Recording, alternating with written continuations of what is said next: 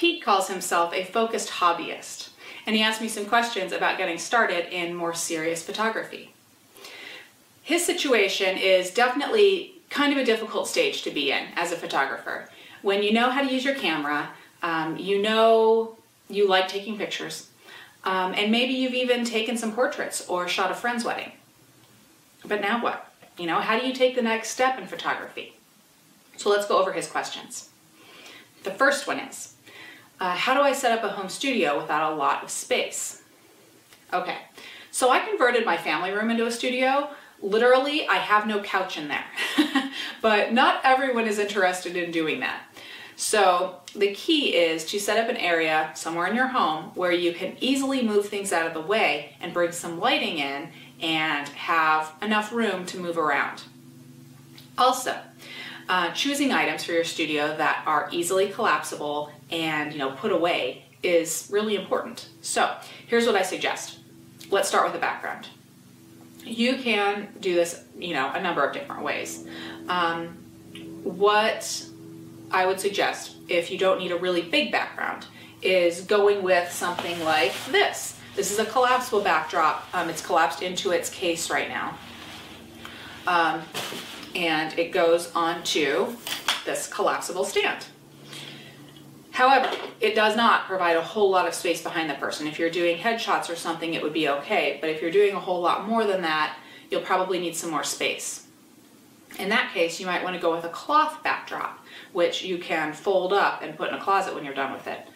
You will need a backdrop stand for that though, which will take up a little bit of space, but you can usually get them collapsible. Mine collapsed down and I put them in a duffel bag and I just put them in a closet. For lighting, let's talk about that. You can get a lot of different things that can collapse down and go into a closet, strobes and everything else. But what I would suggest when you're kind of just starting out is to just get a few speed lights like this one that you can trigger optically using SU4 mode, or that you can trigger using Nikon's creative lighting system. I know that Canon has something similar to that. I don't know what it's called though, so maybe some of you that are a little more experienced can tell me in the comments and tell everybody else in the comments what Canon's equivalent is called. Anyway, these things do double duty for you. They can go on your camera, they can be off your camera, you can put them on light stands or tripods. You can even use modifiers with them. I actually made reflectors for mine just using cardboard and printer paper. They'll give you plenty of flexibility. You might have to get a little bit creative with your space if you have, a small space, but with a little bit of planning and, choosing some smaller or easily collapsible studio equipment, you'll definitely be able to set up a studio in almost any home. Question number 2 is about working with models. How do you get them into your studio? Is there an expected compensation schedule? Or can I exchange images for their time? Are there sample contracts or releases? How do you direct them? Are there standard poses? Are there do's and don'ts? Here's the thing. There's no one best way to get models into the studio or one best way to compensate them. One option is to start out by offering to shoot them in exchange for digital images. You can find models by going to modeling websites like Model Mayhem, or just by going to Craigslist and searching for talent. Then, if you can build up a rapport with someone, you'll be able to shoot them multiple times and maybe even get referrals from them.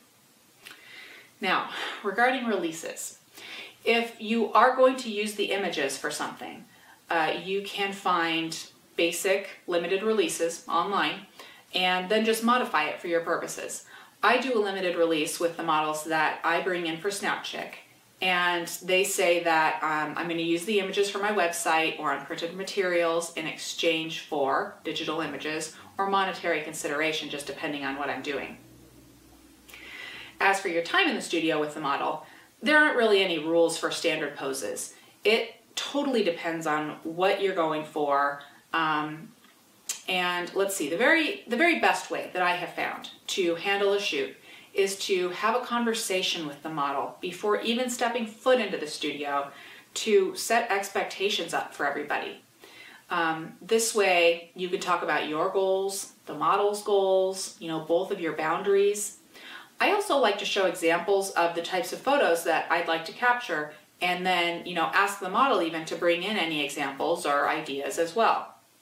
Then, when you're in the studio, definitely keep up an open line of communication. Don't stay mute. I chat with the model. I compliment things that they're doing, all in an effort to make them more comfortable and more confident. Also, if you want them to do something, be specific.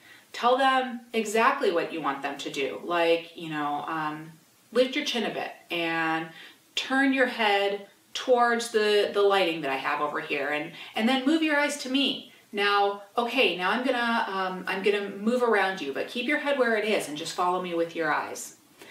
That way, especially when you're working with a new model, which is often the case when you are exchanging images for their time, being specific and keeping a conversation going about what you're doing will just help your shoot.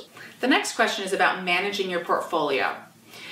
Like, how do you create something that shows your ability so that people will want to work with you? And is online more credible? My portfolios are ever-changing. And you'll notice that I just said portfolios, not portfolio. I customize my portfolio to the individual client.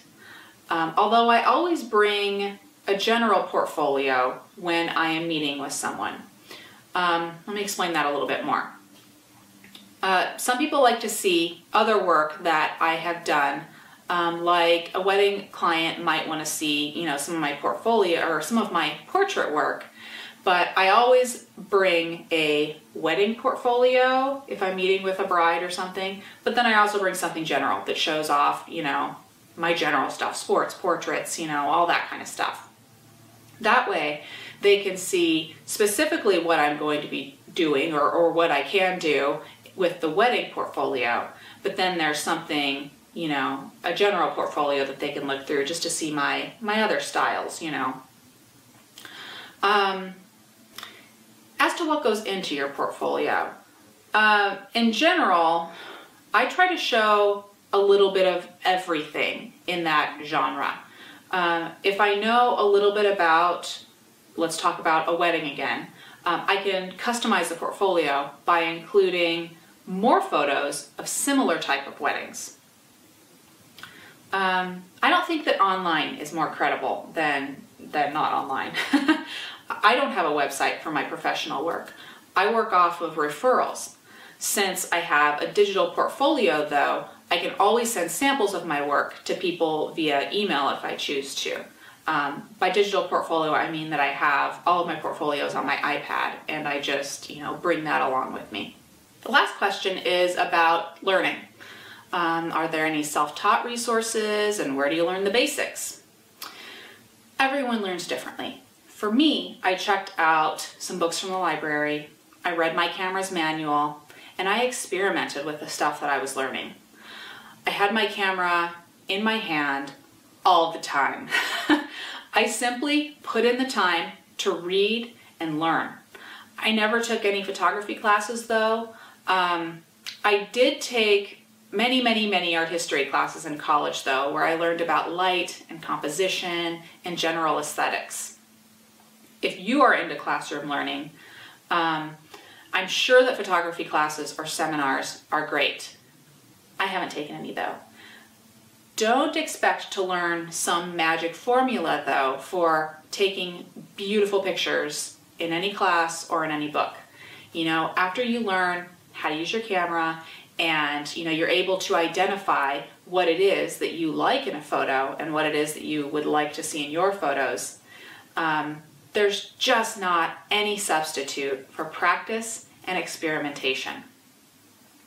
One time when I was learning, I spent a good couple of hours with a newspaper on a table and my camera in my hand, just taking photos of this newspaper at all different apertures, just so I could see how the depth of field was affected, because I could see the different lines in the newspaper, blurring out as I was going through the apertures.